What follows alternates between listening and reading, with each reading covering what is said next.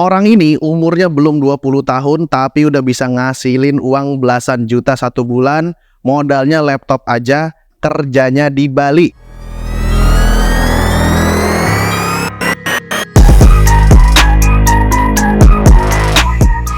Nah, gimana cara pikir orang ini dan gimana cara dia bisa ngebangun ini semua, bahkan umurnya masih 18 tahun? Langsung kita akan simak podcastnya. Jangan kemana-mana, tetap di Creator Talk. Halo, Edward. Halo, gue. Lu Edward Gunawan ya? Enggak dong, Edward Santoso. Edward, itu mah Denny Santoso. Oh iya ya, sorry. Edward Gunawan. Edward doang. Edward, oke. Nggak ada nama akhir ya? Nggak ada. Oke, Edward, terima kasih banyak sudah mampir ke podcast gue ya. Ya, it's my honor to come to your podcast. Oh. Saya Inggris dikit ya. Oke, jadi Edward ini kita bisa kenal karena lu ikut kelas gue ya waktu itu ya? Ya, dari tahun 2020 ya? Dari 2020 ya? Nah, itu pas gue masih SMA. Masih SMA? Masih SMA kelas 2. Udah akil balik belum? Belum dong. Belum ya? Sunat aja belum. Oke, nah gue undang Edward ke podcast ini tujuannya adalah karena si Edward ini nih, dia tuh kerjanya dari laptop aja, umurnya lu 18 ya? Tahun ini 19. Tahun ini 19 tahun, dan lu bisa ngasilin uang dari laptop aja? Dari laptop. Jadi gue itu kerja kayak contohnya di sini di villa, gue tinggal bawa laptop, ada wifi, kerja. Jadi gue tuh paling sering tuh kerja di kafe. Oke. Karena kalau di kos kan sumpek ya. Jadi gue cari-cari view yang bagus, yang dimana sekiranya gue oke lah nyaman di situ, gue bakal kerja di situ kayak di kafe, di villa, di pantai bahkan pernah. Bahkan gue kalau misalnya lagi mau ke Jakarta misalnya, di airport gue pasti kerja dulu. Oke. Jadi bebas. Oke, sebelumnya kita langsung masuk ke yang ditunggu-tunggu dulu tuh. Oke. Lu penghasilan sebulan berapa, Mbak? Rata-rata, Mbak?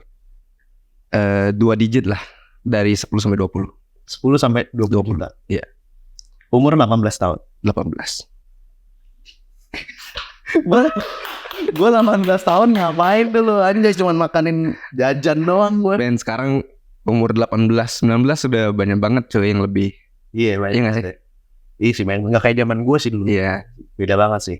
Sekarang orang koloran, income miliaran. Iya gitu. Itu apa bahasanya internet marketing? Yoi. Kan.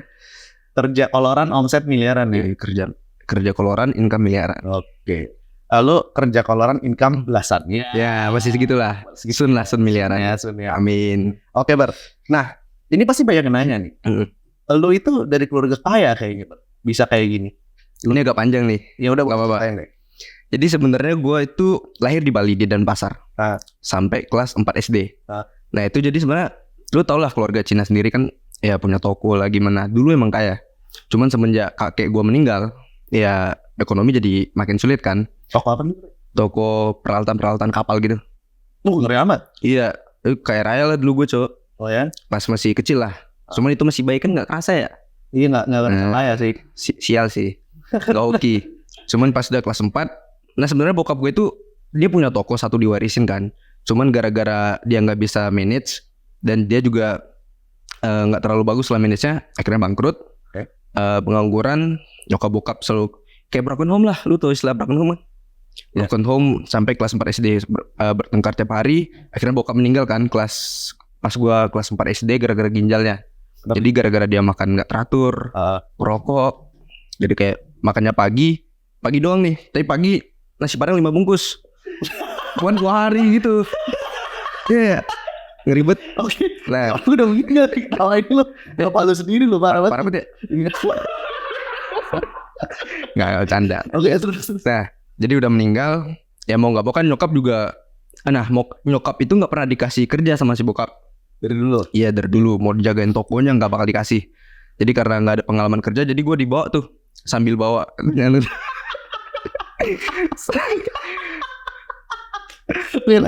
Lu tahu kalau Buddha kan gue kan Buddha. Jadi dikremasikan bokap gue.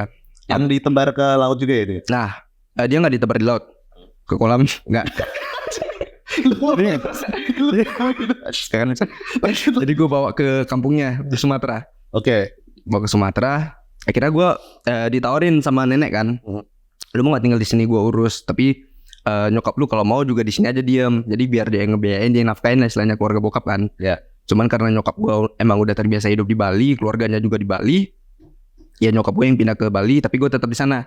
Nyokap lu nih orang Bali. Orang Bali. Berarti Chinese Bali. Yoi. Kayak gue ya Chinese Sunda Ya, gitu. Cindo. Berarti matblat lah gitu. Iya, Matblat. setengah-setengah. Iya. Di sini nggak diakuin, di situ nggak diakuin. Iya. Nah, terus akhirnya gue di situ tinggal dari kelas 5 SD. Lu tau gak kalau bokap lu meninggal ya? Belum. Bisa nanya anjing banget. Jadi lu kalau bokap meninggal, lu kalau pakai SD kan putih merah nih. Jadi gue beda sendiri, putih-putih semua. Kalau Cina kan kalau ada yang meninggal keluarganya nggak boleh pakai merahan, jadi putih semua. Nah itu zaman-zaman gue masih sering main thread tuh pas SD kan. Wih, celana udah hitam semua sendiri. Terus jadi keluarga bokap gue itu agak strict parent gitu. Oke. Jadi uang jajan tuh SD 5.000, SMP 10.000, SMA 20.000. Oke. Dan gak dikasih uang bulanan gimana kan. Oke. Jadi mau gak mau, lu tahu gak gue sampai pas SD itu 5.000, teman-teman gue makan nasi isi ayam chicken katsu gitu, lu tau gak? Chicken katsu. Gue cuman beli nasi 5.000, nasi cuman dapat kremes-kremesnya doang. Oke. Sama sambel. Oke. Nah kan gue mikir kan, anjing gue kok gini terus ya, padahal masih kecil kan. Padahal gizi kan penting kalau masih kecil apalagi. Mau gak mau pas SMP itu gue udah mulai jualan-jualan. Bentar, tadi lu bilang gizi penting kan? Iya. Tapi lu waktu kecil tuh makanya cuma nasi sama kremes. Iya. Tapi bisa ngasilin belasan juta. Yoi. Jadi penting gak gizi? Enggak sih ya.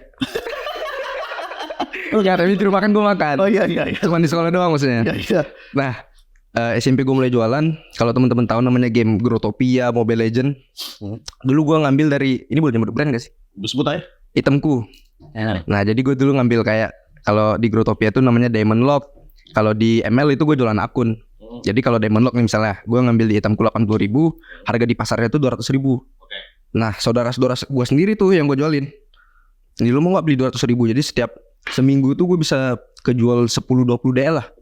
Sekitar 2 juta, 1 juta, 2 juta seminggu. Kaya juga itu. Iya, cuman uang saudara sendiri kan. Gak enak juga. Cuman Terus. gimana ya, pengen kaya. Nah terus gue jualin. Nah akhirnya Growtopia tuh mulai redup. Namanya game kan pasti ada masanya ya. Mulailah beralih ke ML. ML tuh agak kurang sih. Gue jualan akun paling laku cuma 1-2. Akhirnya masuk ke SMP 3. Jadi SMP 1 tuh game Growtopia, SMP 2 itu Mobile Legend, SMP 3 itu mulai musim-musimnya reseller dropship. Oke. Mulai muncul Koriko Huang, dropship aja. Satu lagi siapa tuh namanya? Jadi gue ikut-ikut, gak ada yang berhasil. Karena kan gak punya ilmunya, asal terjun. Jadi gue waktu itu masih zaman-zaman fidget spinner lah. Fidget spinner gue jalan-jalan produk tren kan. Ya laku paling 1-2 pieces. Ya bisa makan apa coy. Mau gak mau pusing lagi lah, SMP 3 kan gak punya duit. Mulai masuk ke SMA 1. Nah SMA 1 ini karena kita hidup di lingkungan Chinese, teman gue itu ada yang namanya Oscar. Bukan yang punya Indodax kan? Bukan. Adiknya? Yang benar lah. Enggak ada. Jadi dia buka gerobak jualan sosis telur. Sosis telur. Iya, yang bisa naik sendiri itu. Oh iya. Nah, jadi dia buka, gue boleh gak jadi karyawan lu? Gue tanyain kan. Jadi boleh. Jadi setiap bangun pagi jam 7 masuk sekolah, pulang jam 2 langsung buka gerobak. Buka gerobak panas-panasan, siapin telur, siapin sosis, jualan sampai malam jam 9. Jam 9 malam belajar, tidur lagi. Gitu-gitu terus gua SMA 1. Oke. Nah, akhirnya kan terus gua yang kecewanya itu gaji per bulannya itu. Karena mungkin gua les, ada les juga. Jadi kadang sering bolos kerja. Gua waktu itu dibayar per bulan itu enggak nyampe 200.000 kayaknya. Enggak nyampe 200.000. Cuman gua paham lah, karena kan gua enggak terlalu hadir di sana kan. Jadi gue ajak nih, gue karyawan sama dia temennya. Jadi gue sama temen gue, jadi karyawannya dia kan. Gue sama temen gue buka franchise sendiri. Oke. Buat nyenengin dia. Nggak nyenengin sih, sebenarnya buat dapet cuan aja. Karena lihat dia cuan ya udah gue buka juga kan. Gue buka minuman coklat. Nah ini udah masuk mulai ke SMA 2 nih, awal-awal semester 1. Jualan lumayan lah, sebulan 2 juta bagi 2. Potong HPP lagi kan buat stok bubuk minum bulan depan. Tapi itu cuma berjalan 2 bulan. Oke. Karena yang pertama capek, sekolah juga mulai ujian-ujian, ada les sore juga. Akhirnya mau gak mau gimana caranya kita jualan online aja nih. Karena kan ya kalau teman-teman tahu jualan online itu bisa kerja di rumah, gak harus buka gerobak juga kan. Iya. Waktu itu ada supplier namanya David Dimitri. Gue jualan jam tangan batik. Jadi jam tangan kayak gini tapi dialnya bisa di custom nama. Jadi misalnya Aldio Ogut, tapi strapnya batik. Oke. Nah batik misalnya ada batik Bali, batik Jawa gitu kan. Wah itu bayangin anak kelas 2 SMA sebulan 30 juta sih. Terus lo ngapain? Pakai mabuk? 30 juta. Ya, belum kenal gitu. Oh, belum kenal mabuk. Oke. Masih kecil kan, rokok juga belum. Jadi SMA 2 itu, nah 30 juta sebulan. Tapi cuma sebulan, lu ngerti gak? Jadi cuma sebulan, kenapa? Karena suppliernya mesinnya rusak.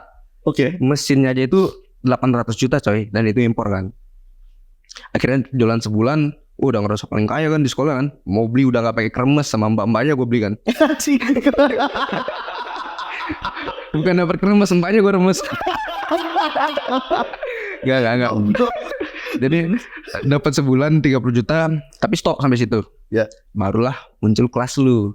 Oke. Udah mulai masuk ke zaman attention industri kan. Attention ekonomi. Attention ekonomi. Oke. Mulai ikut kelas content creator. Dari situ gue belajar dari lu, ada bisnis bareng Bram juga, ada siapa, gue ikutin kelasnya. Gue belajar bikin konten pertama dari kelas lu, jujur. Ada juga belajar tentang ads, tentang landing page, semuanya gue belajarin kan. Ada Denny Santoso juga semuanya.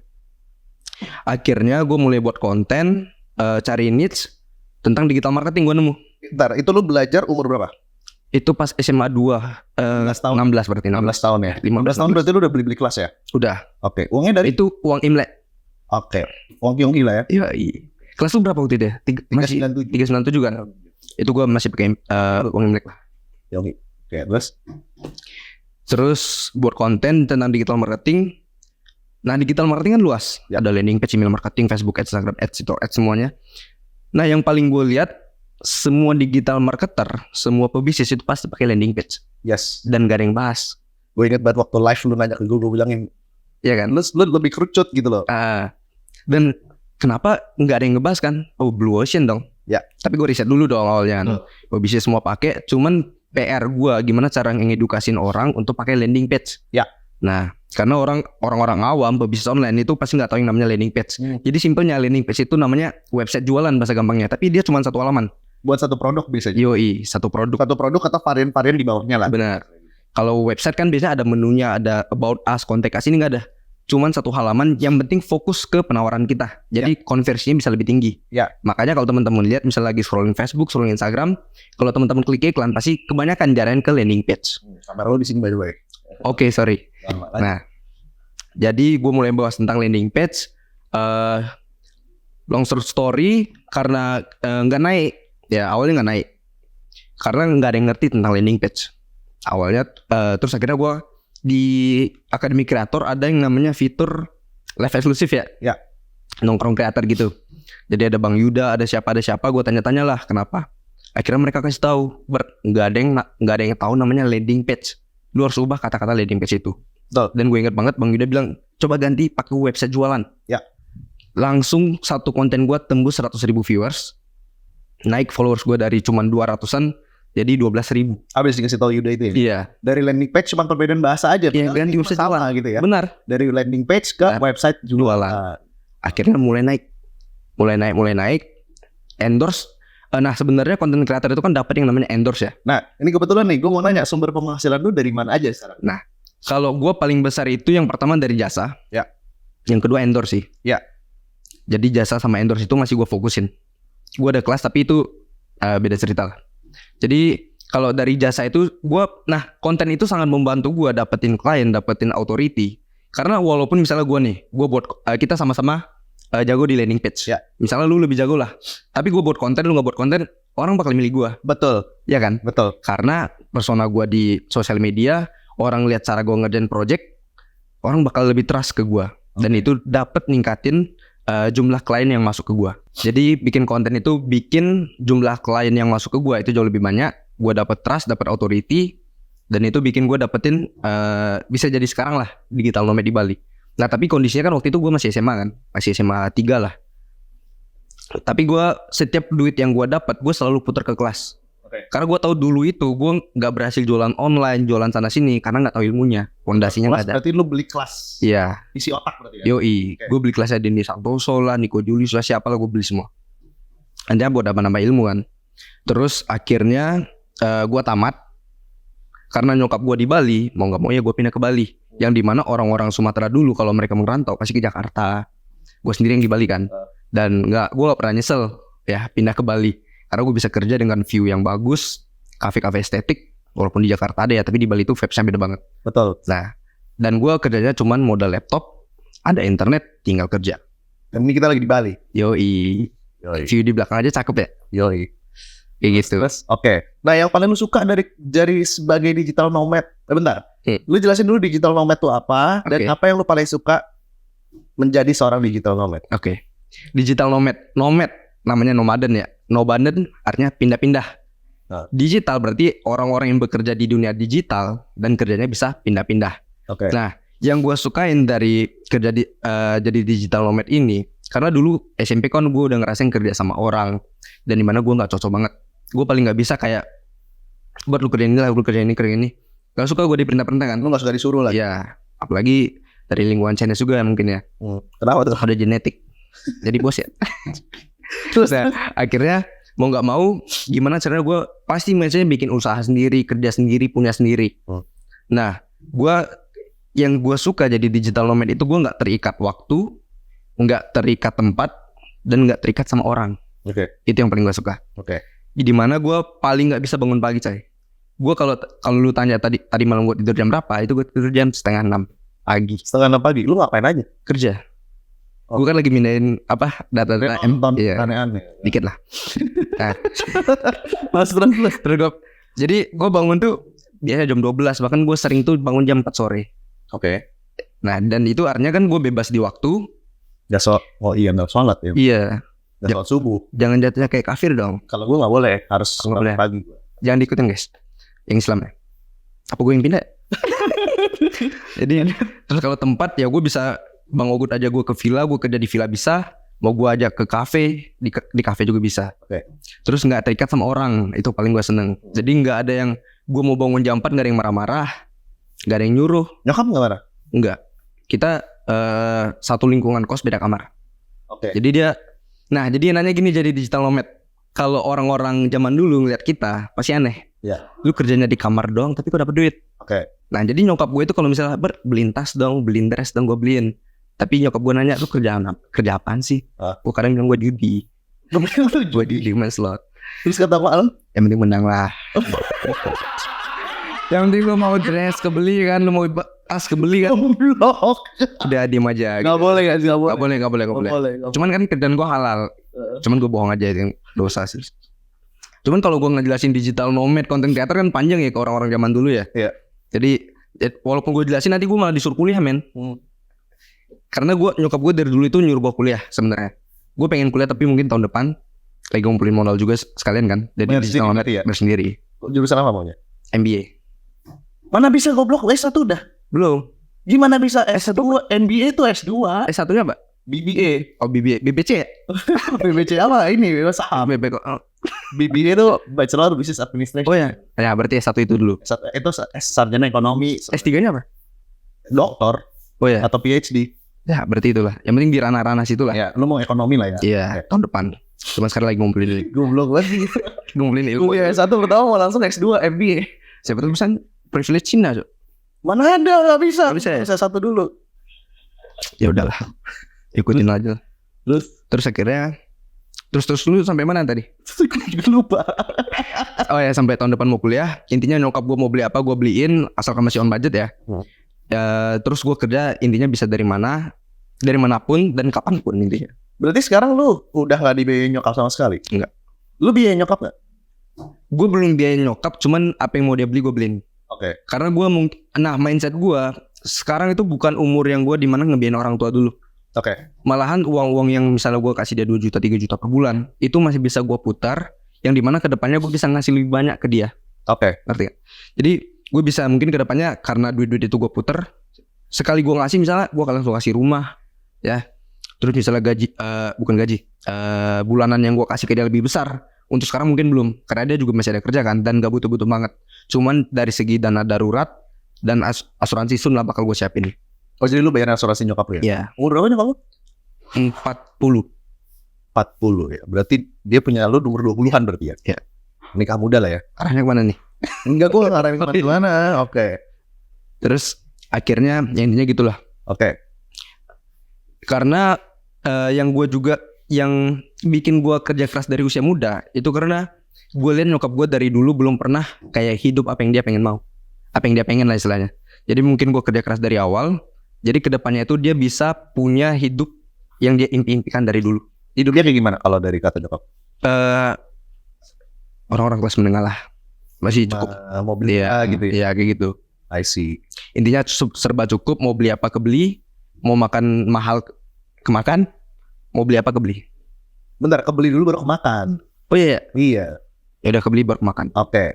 Nah, ini kan menarik nih. Tadi ngomongin tentang uang. Lu kan sebagai content creator, digital marketer, ya kan? Jatuhnya sebenarnya kayak lu freelancing juga kan? Benar. Landing page. Lu nge-ads juga berarti? Iya nge-ads. Nge-ads juga. Pokoknya anything about digital marketing lu terima jasanya gitu. Benar. Gue mau nanya tentang dua hal. Pertama, project yang paling pecah telur banget lu dapat gede gacor banget nih. Kok gacor sih? Maksudnya mantep banget gitu. Mantep banget. Itu apa? Yang kedua, kan duit udah dapet nih. Penghasilan lu kan naik turun tiap bulan. Gimana cara lu ngatur? Dari yang mantep banget dulu nih. Kalau project yang paling mantep gue dapet itu pas gue di Bali. Oke. Jadi gue ada kenalan sama teman gue yang dia punya koneksi ke bule. Oke. Jadi dia itu kayak istilahnya maklar lah. Oke. Jadi dia nawarin ke klien-klien bule, gue dikasih. Dan gue itu pertama kali gue deal project 2 digit. 12 juta gue masih ingat banget. Bikin platform edukasi. Jadi website, member area, landing page semuanya gue buatin. Funnelnya email marketing, WhatsApp marketing. Gue dibayar sekitar 12 juta. LMS berarti ya? LMS. Learning Management System tuh. Benar. Oke. Gue dibayar 12 juta. Sampai sekarang sih kadang masih dapetin project 2 digit. Walaupun 1 digit masih tetap gue terima. Di bawah 1 juta juga masih gue terima. Karena gue ada beberapa freelancer lah yang siap bikinin project itu kan. Ya. Terus berarti lu gak cuma sendiri ya? Lu outsource juga ya? Outsourcing juga. Okay. Nah terus gimana? Karena yang namanya freelancer, digital nomad income itu misalnya sebulan ini bisa 20 juta. Bulan depan bisa 10 juta. Bulan depan bisa 5 juta. Bisa 20 juta. Cara gue manage duit itu sesimpel gue catat pengeluaran. Gue set pengeluaran nyaman gue di mana. Nah, gue tuh orang tipe-tipe yang agresif. Jadi mau nggak mau dengan pengeluaran segitu, gue harus push to the limit. Dimana gue bisa dapetin uang lebih dari pengeluaran tersebut kan. Oke. Jadi pengeluaran bulanan gue itu sekitar 5 juta. Oke. Jadi mau nggak mau gimana cara gue dapetin 10 juta, 15 juta. Dan syukur sampai sekarang belum pernah di bawah 10 juta sih. Oke. Belum pernah di bawah 10 juta. Dan lu juga waktu itu ajarin kan gimana caranya manage keuangan perusahaan gimana. Intinya pengeluaran gue catet, pisahin rekening perusahaan sama pribadi. Sesimpel itu sih. Tadinya masih nyatu tuh ya? Iya, masih nyatu. Itu biasanya kalau nyatu kayak gitu suka habisnya nggak kerasa kok udah habis padahal dikit tadi banyak. Benar. Ada yang ngerasa kayak gitu juga nggak? Coba tulis di komen tuh. Dapat 10 juta, habisnya 12 juta ya. Iya, kok udah habis padahal kemarin banyak gitu kan. Makanya gue selalu catat sampai sekarang di handphone. Iya, nah oke. Berarti lu misahin antara rekening pribadi sama rekening perusahaan. Benar. Dan lu ngambil gaji. Ngambil gaji. Ya, jadi gue ngambil gaji selalu 5 juta mentok max. Oh gitu. Jadi misalnya bulan ini dapat 20 juta. Lu ngambil 5 juta. Yoi. Bulan depan dapat 10 juta, ngambilin 5 juta. Benar. Let's say kalau bulan depannya dapat 2 juta, ngambil berapa? Ambil yang bulan lalu. Betul. Bener kan? Betul. Pasti. Kalau misalnya uangnya kurang di perusahaan nih, misalnya lu harusnya digaji, itu nanti perusahaan utang gaji ke lu. Benar. Itu tetap harus dibayar. Karena kan lu jadi karyawannya perusahaan. Iya. Karena 5 juta mau nggak mau hidup gue masih gitu 5 juta men. Mau bulan depan dapat 2 juta, gue harus ngambil dari income bulan lalu. Betul. Tapi duitnya tetap gue puter. Putar terus. Mau gimana pun kalau misalnya kalian bikin perusahaan nih, gue kasih tau ya. Banyak kesalahan orang-orang nih, apalagi kalau kongsian nih sama temen gitu kan. Bener. Ya udah kita nggak usah digaji aja dulu, nanti ngasihnya dividen. Ini salah besar. Salah besar. Lu harus ngegaji diri lu karena lu bekerja. Benar. Mau gimana pun. Jadi pada saat lu mulai bikin usaha, lu itu harus bikin RAB, rencana anggaran biaya, masukin komponen gaji orang yang kerja tuh sampai 6 bulan atau 1 tahun. Oke. Kayak gitu. Jadi kalian nggak bisa tuh kayak bisnis, ya udah bikin bisnis aja nanti nggak usah digaji sama sekali. Nggak sulit. Maksudnya profit. Gue juga ada cerita tentang itu. Gimana tuh? Jadi gue belum kongsian sih. Jadi dia tuh, lu tau nggak masih zamannya nambang Bitcoin mining? Ya. Teman gue beli VGA sampai 100 juta kan. Dia kongsian sama gurunya, bayangin. Oke. 100 juta. Mereka nggak ngambil income sama sekali dari sana. Duitnya diputar terus buat nambah VGA. Impian mereka itu kayak punya satu ruangan ini tapi full VGA semua. Ya. Ya kan. Akhirnya di tahun sekarang semua drop, mereka nggak dapat uang apa-apa, VGA-nya turun semua, bahkan kalau dijual mungkin nggak sampai 20 juta. Terus yang kedua ceritanya, gue kongsian sama temen gue, bisnis makaroni lah. Jadi gue SMA tuh kelewat sedikit tadi ya. SMA itu gue pernah jualan makaroni. Jadi nawarin kantin-kantin di kelas. Jadi hari ini gue open PO nih makaroni buat besok, beli nggak? Nah kayak gitu. Kita nggak ngambil income sama sekali dari sana. Akhirnya dua-duanya karena masih mungkin anak SMA butuh income, stres dua-duanya. Akhirnya gagal juga men. Dan bener yang kata lu bilang tadi sih, emang harus digaji. Betul. Nggak mungkin duit itu 100% lu puter lagi. Pasti harus ada yang lu sisihin buat uang jajan lah atau gimana. Jadi kalau misalnya lu bikin perusahaan tuh, kalau lu kerja buat perusahaan lu tuh harus dapat dua income. Yang pertama gaji, setiap bulan tuh harus, karena lu harus hidup, ya kan? Sama yang kedua, lu bisa tentuin nih per 6 bulan sekali atau per kuarter tuh berarti 3 bulan sekali atau per setahun sekali itu bagi dividen. Kalau misalnya masih ada sisanya. Benar. Jadi uang buat makan lu hari-hari itu ya gaji lu gitu. Dan gue punya pendapat bahwa kalau lu punya perusahaan, lu ngegaji diri lu, ya udah habisin aja gaji lu. Benar. Gaji yang gue dapat itu nggak bakal gue catat pengeluarannya. Yes. Karena ini ya emang gue habisin. Betul. Nanti budget traveling juga beda lagi nanti itu. Betul. Maka dari itu gaji itu kalau misalnya lu punya usaha ya beda ya. Kalau misalnya lu kerja kantoran ya, karena kan penghasilan lu cuma satu tuh dari gaji, ya lu harus sisihin buat kayak nabung, investasi dan lain-lain.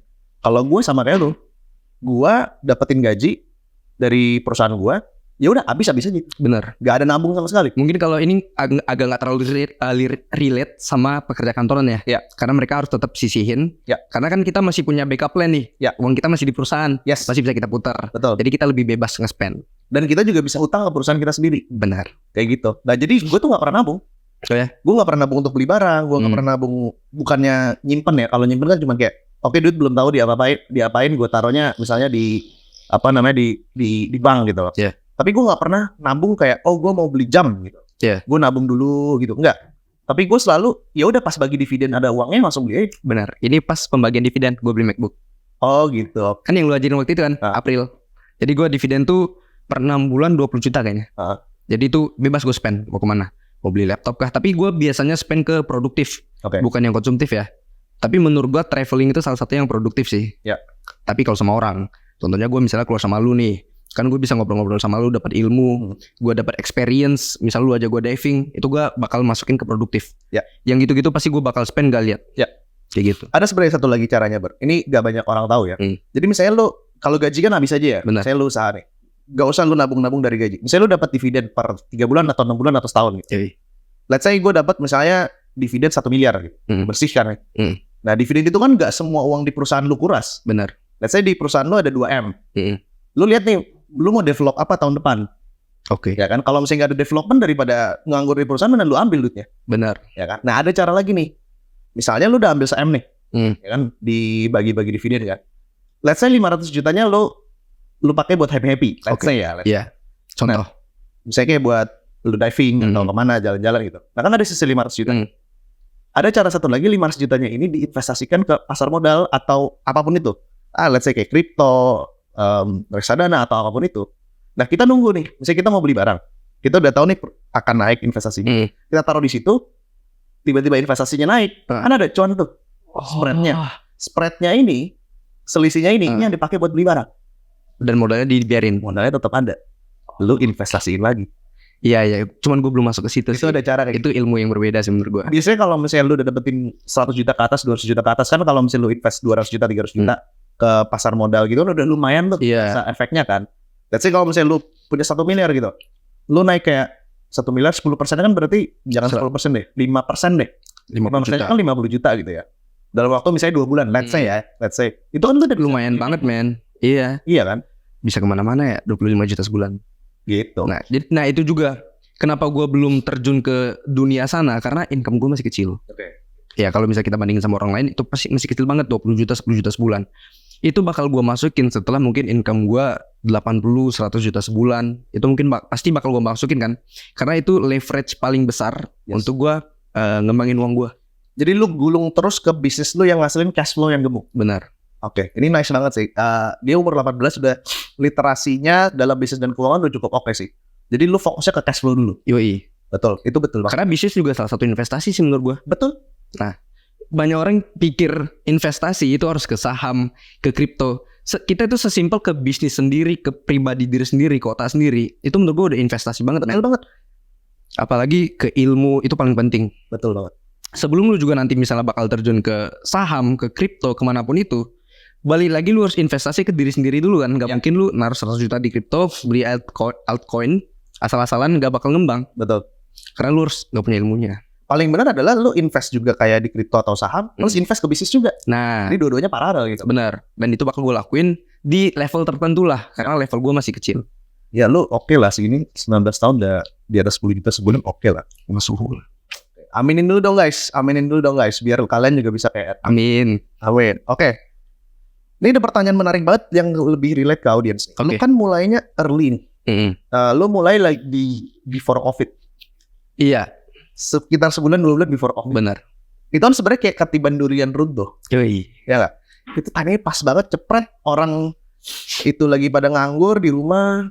Akhirnya Pas digital naik, digital naik banget. Netflix naik. Yoi. Nah pertanyaannya adalah, apa masih ada kemungkinan pemula lain di luar sana yang mau ikutin jejak lo di sekarang ini? Kalau untuk sekarang ini menurut gue masih mungkin banget sih. Kenapa tuh?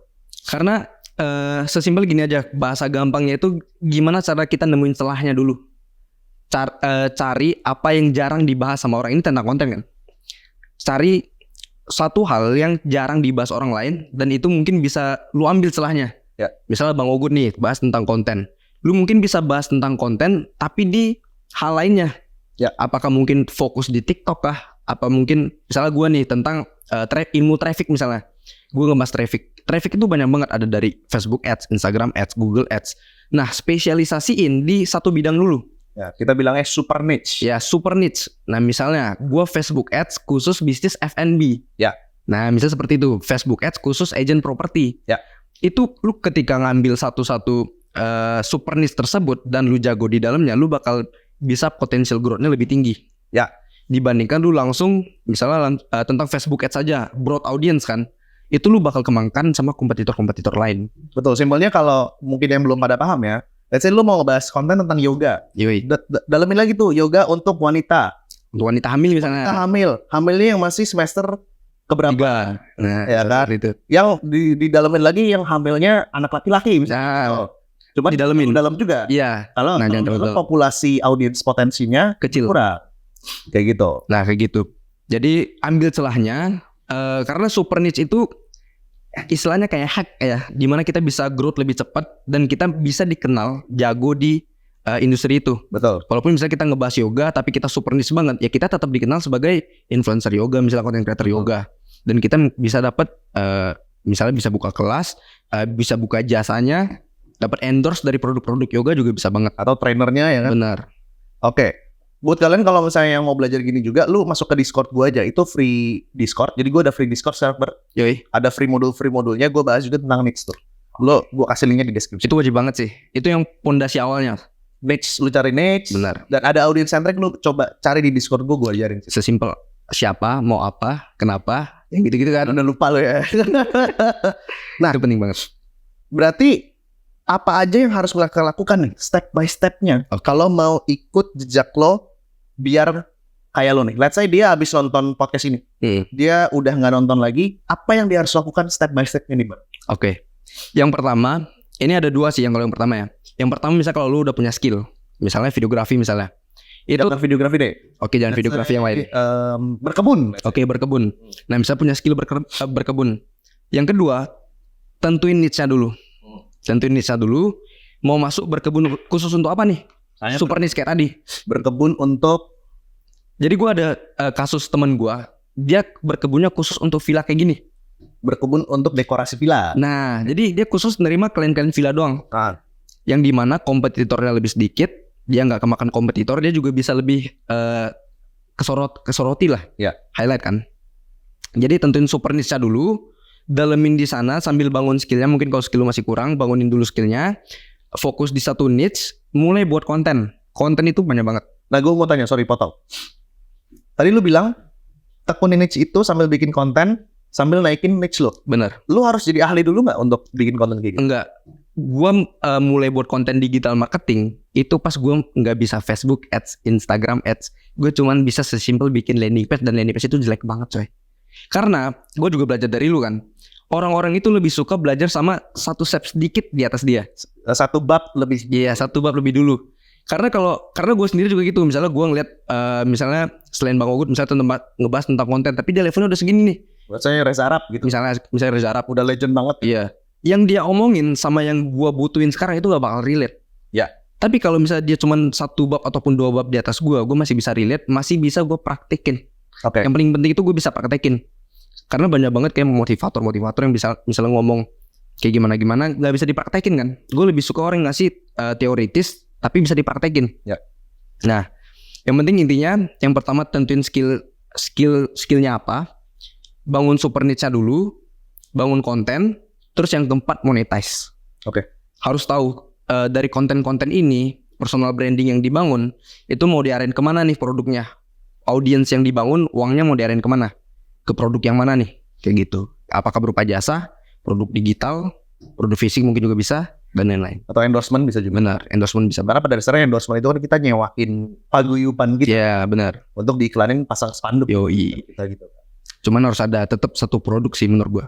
Satu produk. Ya ada satu produk exit plan lah. Oke. Karena kan yang kita tahu sendiri endorse kan nggak nentu. Bulan ini bisa dapat 20 juta, bulan dapat 10 juta.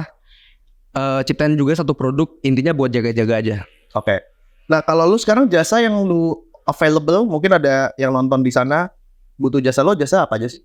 Kalau gua sendiri tentang website, landing page, Facebook, Instagram ads masih 3 itu dulu sih.